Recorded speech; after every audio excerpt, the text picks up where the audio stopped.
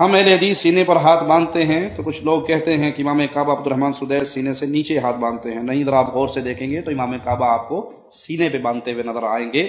لیکن ہم نے آپ کو سینے پر ہاتھ باندھنے کی دعوت اس لیے نہیں دی ہے کہ امام کعبہ سینے پر باندھتے ہیں، ہم نے تو اس لیے دی ہے کہ امام الانبیاء سینے پر باندھتے تھے.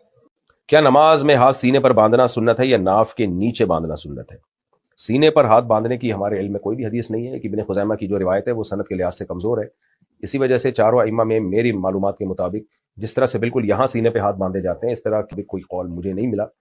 تو یا تو یہ قول ہے جیسے امام شافعی کا مذہب ہے وہ یہاں اس طرح سے ہاتھ باندھتے ہیں، حناف اس طرح سے ہاتھ باندھتے ہیں، اور جو حنابلہ ہے وہ بھی اس طرح ہاتھ باندھتے ہیں جیسے آپ نے ائمہ حرمین کا دیکھا ہوگا. چونکہ فقہ حنبلی کو فالو کرتے ہیں تو ان کے بھی ایسے ہے. یہاں تو میرے علم میں نہیں ہے کہ کوئی روایت اس بارے میں صحیح حدیث ہو. اور مالکیہ تو ہاتھ چھوڑتے ہیں، وہ ہاتھ باندھتے ہی نہیں ہے. تو ابن خزیمہ کی جو روایت ہے وہ سند کے لحاظ سے ٹھیک نہیں ہے جس میں سینے پہ ہاتھ باندھنے کا ذکر ہے.